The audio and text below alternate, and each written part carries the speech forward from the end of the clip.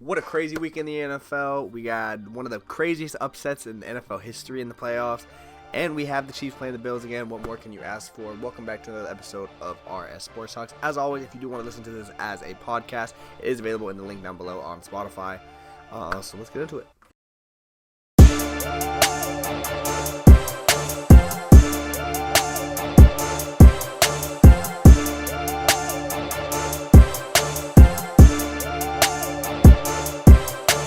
Welcome back to another episode of RS Sports Talks. Great week of sports. I'm only going to be talking about football today, but college football did come to a close. So because of that, I'm not going to only be able to talk about NFL. Well, I could only talk about NFL, but I do want to have at least two sports going for every episode. So because this is the last episode talking about college football. Not necessarily the last episode. There may be like some bringing up, but not really anything huge because the only thing really to report on at this point would be the spring games, in a couple months, and maybe a couple more transfers, so nothing really big. But we do have a lot to talk about regarding that game. Notre Dame played Ohio State in the national championship. Final score was 34-23. I don't know if I feel like that's a good, there's some games where the game looks closer than it is. There's some games where the game looks like more of a blowout than it was. And then there's some games where it looks just right. I feel like this was a game that was kind of just right. Ohio State dominated that first half. It was ridiculous. Quinshon Judkins went for 3 touchdowns. Will Howard was basically having his way. Every third down, it could be like 3rd and 20. Draws back. Oh, Carnell Tate. Oh, Emeka Egbuka. Jeremiah Smith was kind of shut down in the second half, but he did have a touchdown in the first half. Notre Dame was looking really good. That first drive, they drove down the field. They wasted it was like a 9-minute drive or something crazy like that. Drove down the field, scored, and then Ohio State just answered right back. And then it ended up being 31-7, I want to say, going into the half. That ended up Notre Dame started fighting back and showing some life when it was kind of too late. They got it to be 31-23 at one point, and it was actually looking like they had a shot. What honestly I think hurt them a lot more than they think. Going into the fourth, it was 31-15, and they drove down the field on like a 5-minute drive and then missed the field goal. That definitely hurt them momentum a little bit because they did end up getting the ball back and then scoring and going for 2 and getting it, and it was an 8-point game. But I just feel like, imagine if they would have got that field goal, got the ball back, and then boom, now it's a 5-point game. Or no, they probably wouldn't have even had to go for 2 because they would have had the 3, so it would have been 18. Then they would have, if they scored again, 25. So yeah, they probably wouldn't have went for 2 at that point. But still, you get what I'm saying, that it would have been 31-18, would have been a little bit more. I'm not saying that killed their momentum, but it did a little bit at the same time, because when you waste 5 minutes of clock time, especially against a good Ohio State team like that knew how to manage the clock, that's going to happen. But they still did have a chance at the very end of the game. As I said, it was 31-23, 3rd and 11. And listen, Chip Kelly was calling some questionable calls on that last drive. I'm sorry. It was 2nd and 10. They were running full-on QB power. Notre Dame knew the run was coming, and they're running QB power. That was a little like, I was like, oh my God, is Ohio State really about to choke? And then 3rd and 11, Notre Dame decided, you know what? I'm sorry. I had a conversation with one of my best friends because he's a Notre Dame fan, and he thinks this was a good call. It just wasn't. I'm sorry. This was not a good call.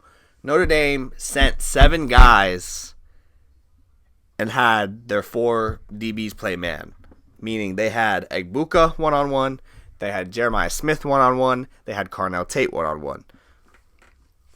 And not only did they have Jeremiah Smith one-on-one, they didn't even have him on their best corner. They had him on Cedric Gray. Is that his first name, Cedric? They had him on Gray, who's been kind of a liability for them all season. He's kind of been their worst piece on that defense. And they had him one-on-one with Jeremiah Smith. Dude, it was he didn't even get hands on. It was ridiculous. It was one of the worst calls I've seen. I'm sorry. Because Notre Dame wasn't getting a lot of pressure. I'll give them that. I get it. But you can't. It's 3rd and 11. You don't need to send 7 guys on 3rd and 11. Yeah, you can, sure. But get some pressure on the QB, whatever. You don't need to, though. If it was like 3rd and 2, okay, now we can send some guys. But why are you sending all 7 of your front 7 at once? No one's dropping, which I knew, obviously they're going deep, but well,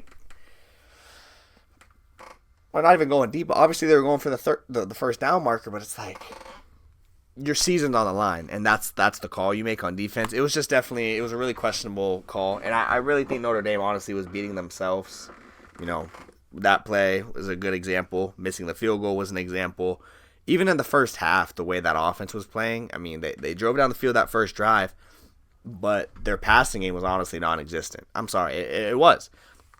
They only had, I want to say, 2 more drives in the first half, but their passing and they couldn't get anything going. And then even at the start of the second half, I mean, it was looking rough. Quinshon Judkins rushed for like a 60-yard run or something like that, got him down the goal line, and then they got the stop, and that's when the momentum kind of started shifting. That was just Ohio State was just the better team. Notre Dame was definitely, Notre Dame is a very well-coached team. We saw it against Georgia, we saw it against Penn State, and now we saw it just now against Ohio State. But, there's honestly, you can't compete. You can only coach so far, if that makes sense. When the talent's that good, that's just what's gonna happen. That's the result you're gonna get. Who says that? Sherman. When you try me with a sorry receiver like Crabtree, that's the result you're gonna get. Well, I'm the best corner in the game. When you try me with a sorry receiver like Crabtree, that's the result you're gonna get. My bad, I just let it slip my mind. But yeah, Notre Dame did fight. I mean, good for them for getting to that game. Like I said, well-coached team. I'm sure they'll be in the playoffs again next year. Marcus Freeman's a very good coach. I wouldn't be surprised if he ended up, honestly, making an NFL jump eventually. I mean, he only has, I want to say, 2 years left on his deal, maybe 3. But he's someone I could see. This is completely off topic. This is something actually I was talking to my manager at work yesterday about because he's a Steelers fan. We were talking about Tomlin getting fired possibly. And I was like, and he was like, yeah, but if they fire Tomlin, they're going to bring in another young guy because that's what they did with him. And I was like, dude, they're going to bring in Marcus Freeman, watch. And as I said as a joke, but like, that's not a ridiculous thing, honestly. If, let's say next year, Notre Dame loses in the first round, and so does the Steelers. The Steelers also lose in the first round. Marcus Freeman's sitting here like, is this really where I want to be? The Steelers are like, is Tomlin really our guy? They're not going to fire Tomlin. That's the thing. They'll either trade him or they'll just mutually part ways. Who knows? Obviously that's far-fetched. That's completely just a proposal that I just created on my own. But I really think that would make sense, and it's a realistic possibility if they did that. Bring in another young defensive guy to keep your franchise going, keep your franchise relevant. Last thing I was going to say, though, about that Notre Dame game, Will Howard did play well. I will give him that. I mean, I don't think he's good necessarily, but he did play well that game. Definitely boosted his stock a little bit. And when I say boosted stock, that doesn't mean he's going to be a second rounder. I'm saying he honestly probably went from being like a 7th rounder undrafted guy to maybe being like a 5th or 6th rounder. He's probably about QB 6 or 7 in the class. We could put Shador, Cam Ward. I'll put Quinn. I'll probably put Jackson Dart, Jalen Milroe. I could probably put him right after Milroe. You could argue maybe Kyle McCord. He played pretty well, but he was also in the ACC, so that does play a factor for sure. So, but yeah, that's all really about college. Like I said, there wasn't really much to talk about, it only being one game, but there was a lot to talk about at the same time when you really analyze that game. And Notre Dame really beat themselves. As that's my final verdict, honestly. If they would have just stuck to their true identity the full game and not tried to overthink it, they could have very well won that game. And I don't even mean it close. They could have won that game by a full touchdown probably. But it was, like I said, Ohio State was a very well-rounded, talented team. So what can you do? So leaving that up to the side, I'm not going to really talk too much about the divisional games last week. Obviously, there is a lot to talk about regarding them. But I really just want to talk about the Chiefs-Texans. Bro, how many times are the Chiefs going to get bailed by the refs? And this wasn't a game where... This wasn't a game where it came down to the last play and the refs threw a flag that extended it. It wasn't nothing like that. There was 2 huge penalties. There was Will Anderson, a roughing the passer called on Will Anderson early in the game. Ridiculous. It was literally like after he threw it, way after he threw it. I think he like slightly tapped him. I'll have it on the screen, obviously. And then the second one, they didn't even hit him. these Mahomes was scrambling and he just fell last second as the defenders were going to hit him, and they hit each other.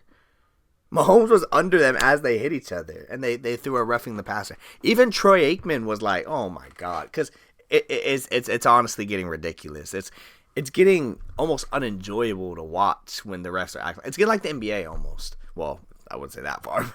The NBA refs are pretty terrible, but it's just like, why? Like, just let them play.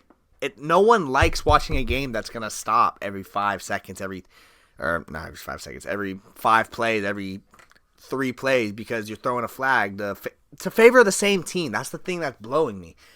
Like, and everyone's catching on, and the refs are continuing to do it. It's not okay. It's not. It's not fun to watch. No one likes it except Chiefs fans.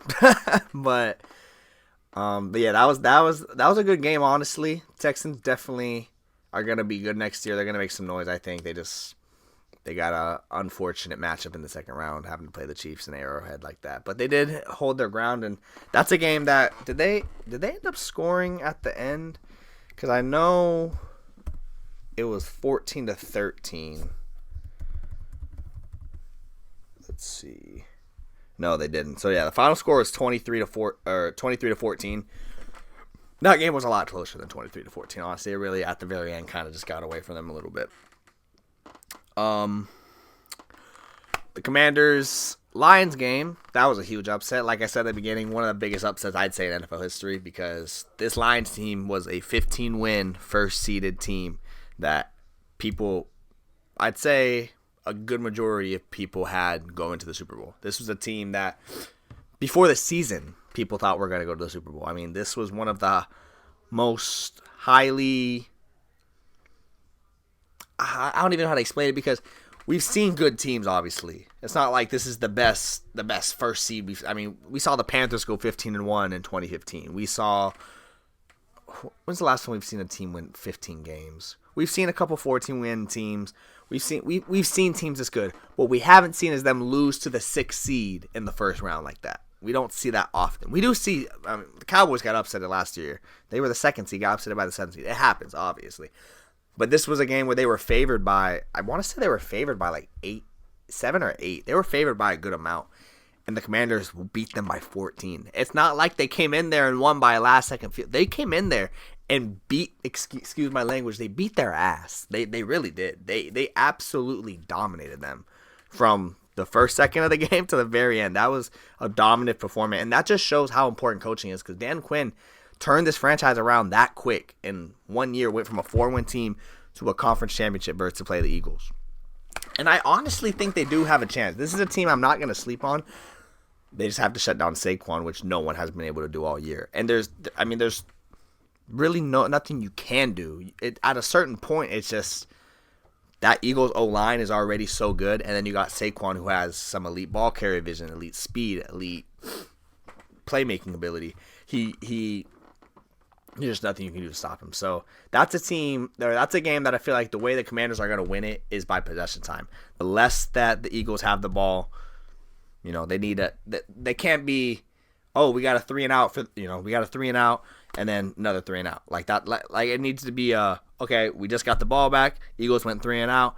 All right, let's drive down the field, at least get 3. The points is going to be really important for them, because, like I said, this is a game. The Eagles on paper, from top to bottom, almost are better than the Commanders, I would say. Like talent wise. Like, don't get me wrong. Now, this isn't me saying the Commanders don't have talent, but if you're matching up each position, the Eagles are going to have a majority of that. I would say the Commanders do have quarterback, obviously. Jay Daniels is balling. I mean, I might even give, with how A.J. Brown's been playing in the playoffs, I might even give Terry McLaurin over A.J. Brown. I'm not saying that there's none that the Commanders have better, but I would say overall the Eagles, talent-wise, have a better roster.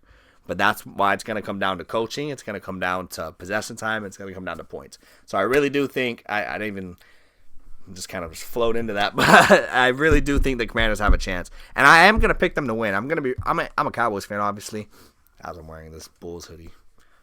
Anyways, I'm a Cowboys fan, obviously, so I'm not really rooting for either team, but I hate the Commanders a little less than the Eagles, and I do like Dan Quinn, obviously. There's a lot of Cowboys coaches, a lot of Cowboys players, or former Cowboys players, obviously. So that's why I'm going to be rooting for the Commanders in that one. And shout out Jared first, because I agree, man. I hate Philly fans, too, and if you're a Philly fan, well, I mean, I ain't got nothing for you. Like the video, subscribe, you know what I'm saying? And I've been meaning to do more, like, interactive stuff in these, you know. Oh, comment down below this. So, comment down below who you are picking for the NFC Championship game. Like I said, I'm picking the Commanders to win. And this is a game, you know, like last week, for instance, or the National Championship, for instance. Sorry. You probably think I'm paranoid. I just thought I heard my cat. Anyways,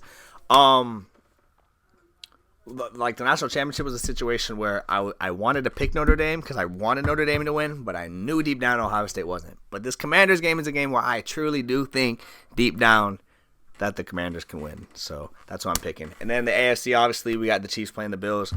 Bills did beat the Ravens by the hair in their chinny chin chin. Mark Andrews sold the game, but honestly, that was a game where I feel like the Ravens really beat themselves, and that's what scares me. Like, you know, people are picking the Bills. Oh, Bills are gonna go in there and beat the Chiefs. Bills didn't look as convincing as people are acting, man. Lamar had 2 terrible turnovers in the first half. You take those 2 turnovers away, I guarantee they win that game. The reason why the Bills won that game was because of those 2 turnovers. It may not, you know, because it came down to the end. People are like, oh no, it came down to that loud. No. If you take away those 2 turnovers, that takes away points that Buffalo got. I almost said Washington. Baltimore very easily could have won that game if you take those turnovers away. So that's what concerns me about the Bills is, you know, yeah, they're winning, which this can be turned around as a good thing too. They're winning with Josh Allen doing so little. But the problem with that is, it's gonna sound like I'm doubting Josh Allen. I know how good Josh Allen is. But it's like almost like, I don't know. I'm almost like countering my own thought, because if you don't need him to do a lot, why make him do a lot? And he did rush for touchdowns, obviously. He just didn't do a lot on the passing game. I feel like I said, the Bills just didn't look as dominant as people are making them sound. It really was more of the Ravens beat themselves than the Bills beat the Ravens. Don't get me wrong. Every week's different. The Bills looked very dominant the week before against Denver. So, and obviously Denver's not as good as the Ravens. But what my point is, you know, we'll see what happens. I am going to pick the Chiefs, though. I'd love to pick the Bills. This is like the Ohio State game. I want to pick the Bills, and I'm going to be rooting for the Bills regardless. But if I had to predict the game, I'm going to say the Chiefs are going to win that one, just because they've been here before. They're hungry for that 3-peat. And we finally saw last week, and like I said earlier, the refs are on their side. I'm sure it will happen again this week. We're going to see something happen. But the thing, too, is Kelsey's finally starting to look like his old self again, which it's just going to be little hints of it because he is getting up there in age. He's a little older. But him and Mahomes were clicking again like they were in the past. So that's something that's concerning for anyone playing the Chiefs. So that's why I'm going to pick the Chiefs in this one.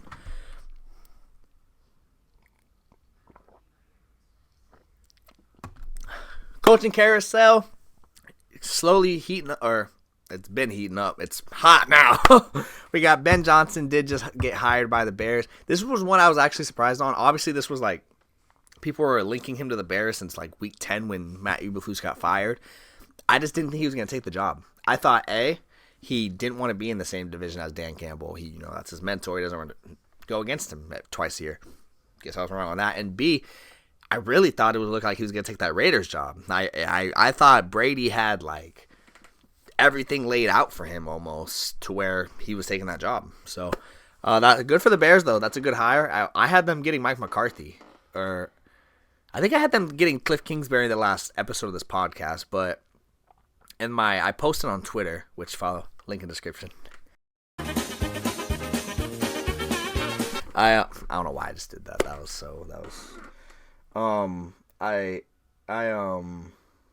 just lost my train of thought because what I just did was so stupid. Oh my god.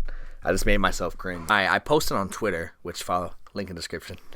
Which, honestly, and I'm not gonna cut it out either. I'm gonna keep that in there. So if whoever actually sits through and watches this is gonna see that and be like, "Good Lord, bro." All right, in my official on Twitter mock draft that I posted, I had Mike McCarthy going to the Bears. But clearly that's not happening now. But I do have him going somewhere. Don't wait. But yeah, Ben Johnson to the Bears. I think it's honestly gonna end up working out. If it doesn't, that's gonna be crazy. But he does. It does look like he has a good staff coming in. I think he's having. I saw a report of Dennis Allen to be his DC, so that's a good one. Mike Vrabel obviously got hired by the Patriots. That's happened basically the second they fired Jared Mayo. So good for the Patriots there. I think he's gonna really change that culture. Predicting some, I'm gonna give you for most of the teams, unless I'm like really positive on. No, like this first one. But I'm going to give you different candidates that they could get and who I think they're going to get. For the Jets, I have them getting Aaron Glenn. I don't have any other candidates. I think they're going to get Aaron Glenn. And I did hear he has a good staff as well coming with him. So that's good for the Jets if they do end up getting him. And I think they have an interview lined up with him today. So we'll see if there's any updates on that. Who knows? Maybe as I'm recording this, he gets hired. Wouldn't that be crazy? We'll have to see. For the Raiders, this was when I was so confident they were going to get Ben Johnson that I have them getting I can't even predict this almost. I mean, I have them getting either Pete Carroll or Brian Flores. Either of them would be culture changers, which is what I think the Raiders are looking for, and they're both defensive-minded as well.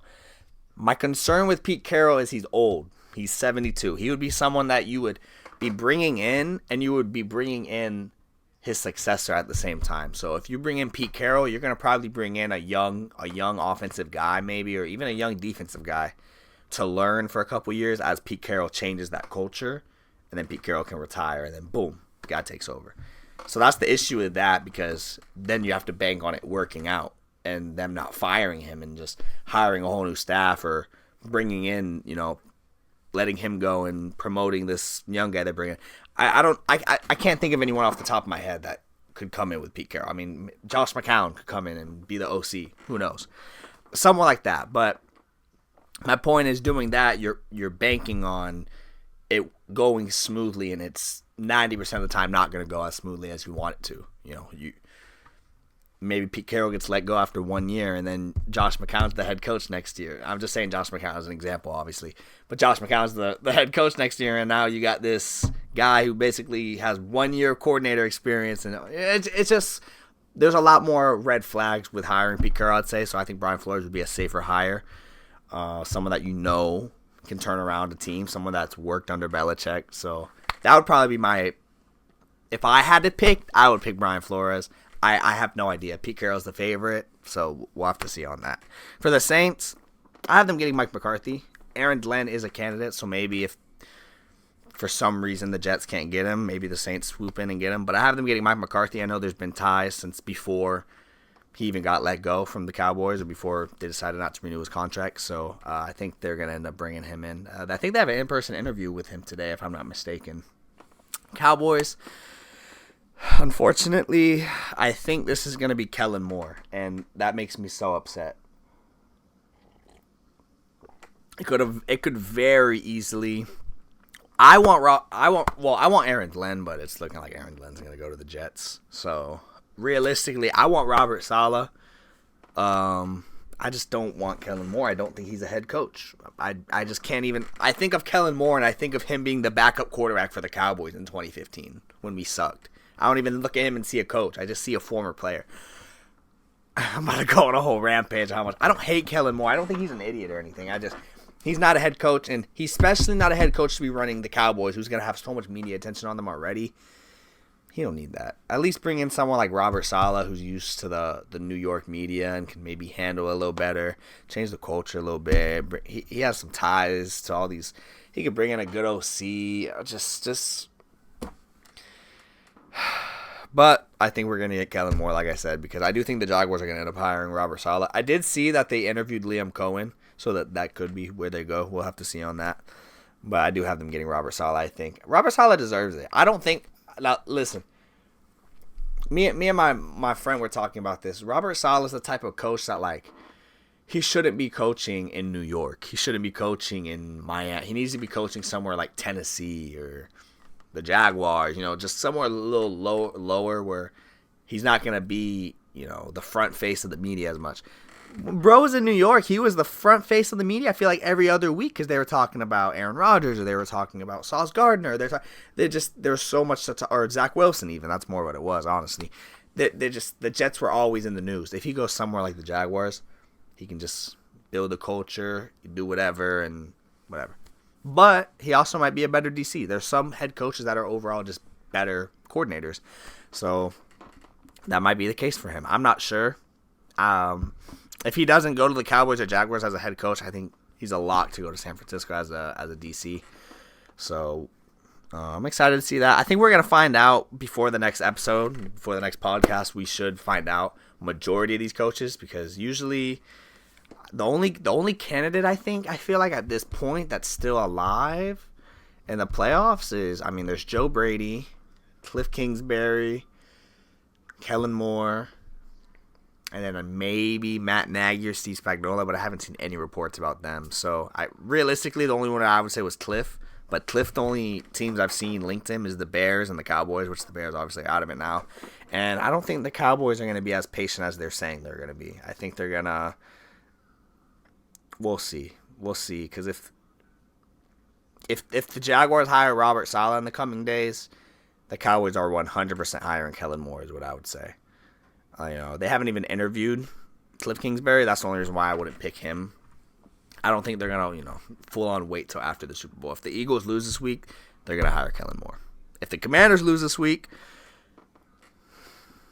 I guess that's when we'll see how patient they are. Because if the Commanders lose this week and they really wait until after the Super Bowl to hire, but I wouldn't mind Cliff Kingsbury, honestly.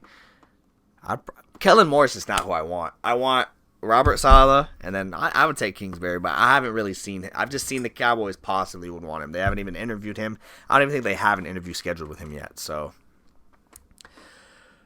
but we'll definitely, by the next episode, probably know the Jets. We'll probably know the Saints. We'll probably know the Jaguars. Raiders and Cowboys are the only two that I'm like, maybe not. So, yeah. There is one more thing I'm going to talk about. It's been kind of a slow week. Obviously, we talked about the playoffs, got really into that. But this NFL news-wise, other than what I just talked about with the coaching candidates, there's not too much. There is a couple top quarterbacks.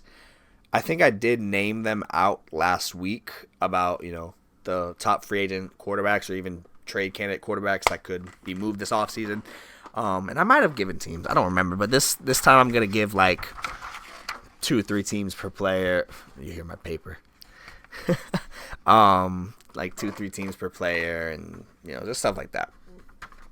So, we'll start with Sam Darnold. This was someone that I had as a lock to just stay in Minnesota, and then he kind of had a stinker those last 2 games. So, I don't think he stays in, especially because Kevin O'Connell did say after the game, he was like, oh, we're grateful for Sam for what he did, but, we're on to the next, for where he got us or something like that. So I really think they're going to move to the next direction, let him walk. They might even sign him and trade him, or not sign him, but franchise tag him and trade him. We'll have to see, but I think just let him go get money. I think he's going to go to the Raiders. I can realistically see a scenario, and I've talked about this in the past. I think I had it with the Saints, though, where Brian Flores becomes the head coach, brings in Josh McCown as the OC, bring Sam Darnold with him. So in this scenario, I'll just say Brian Flores goes to the Raiders, brings Josh McCown and Sam Darnold as the QB. I could also see him going to the Jets or the Giants, one of the New York teams, 2 teams that are desperate for a quarterback at this point and possibly are out of reach to draft a quarterback. And I could also see him staying in Minnesota, obviously. Derek Carr, I think he is going to get moved. A lot of people don't. I mean, his contract's terrible. He's not very good. If I'm trading for him, I'm not trading for him to start. So I actually have the Titans trading for him for like a 4th or 5th round pick just to be a mentor to Cam Ward or Shador Sanders, whoever you prefer. The only scenario I see the Titans not taking quarterback at 1 is if they sign Sam Darnold, which I don't think there's any chance he does that.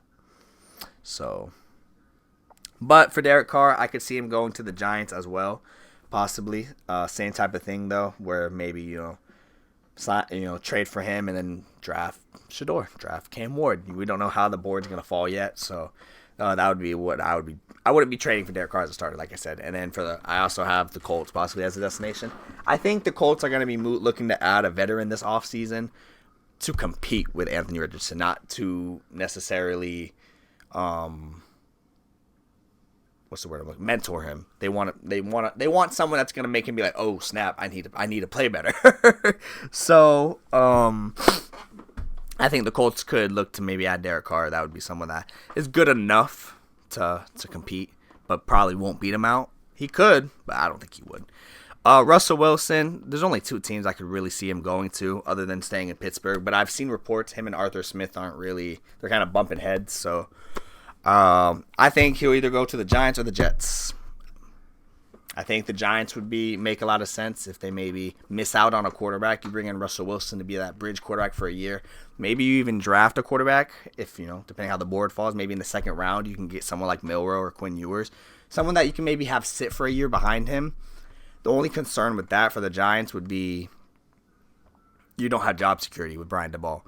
He almost got fired this past year, so if you're not good this year, you need to show that you deserve to be brought back on a long-term deal. So, you're going to have to show flashes of subbing Jalen Milroe in and showing flashes. I don't know, but the Jets would make a lot of sense. Same, possibly if they miss out on a quarterback in the draft, which they probably will, bring in Russell Wilson for a year, kind of just as they're trying to build that culture, almost like how the Lions did a couple years ago. That first year, Dan Campbell came in, they had Jared Goff as quarterback, obviously, who ended up working out, but another one, a big name I haven't seen a lot of people talking about for agency that's going to probably be a highly coveted name, Daniel Jones. I think he'll end up going to the Saints. He could go to the Jets or Raiders as well, but I think he'll end up going to the Saints, be whoever the next head coach is. Like I said, I think it's going to be Mike McCarthy, but yeah. And then finally, this one's just, I don't think he's going to start. He could, but I got Jameis Winston going to the Colts to be that backup to fuel Anthony Richardson to try a little harder. He could go to the Giants or the Saints too. Saints would make a lot of sense because he obviously has ties with the organization, but it is a whole new coaching staff. So we'll just have to wait and see on that. Free agency is going to be a lot of fun. I'm very excited. Obviously, I'll end up posting prediction videos as we get closer to knowing exactly who's going to be, who doesn't get re-signed, who doesn't get tagged, all that stuff. I am also going to be releasing a mock draft tomorrow. So instead of just putting the mock draft in this video today, I just decided I'm going to release it as an individual video tomorrow, and I'm going to actually dive into each pick, not just be like, Shador at 1, Cam at 2. I'm going to actually dive in and talk about it. And then in the future, I'll do 2-rounders, stuff like that. If you guys did enjoy this video, do not forget to leave a like if you actually sat through the whole thing. I do appreciate you very much. Comment down below and say, I don't know. Just comment down below and say great video. I don't know. Leave a comment down below though if you did enjoy this video. But thank you so much for watching. If you did enjoy, do not forget to leave a like, subscribe to the channel if you're new, follow me on Spotify, Twitter, TikTok, all that stuff. Or it's called X, whatever it's called. But this has been RS Sport Talks. Thank you so much for watching, and I will see you in the next one.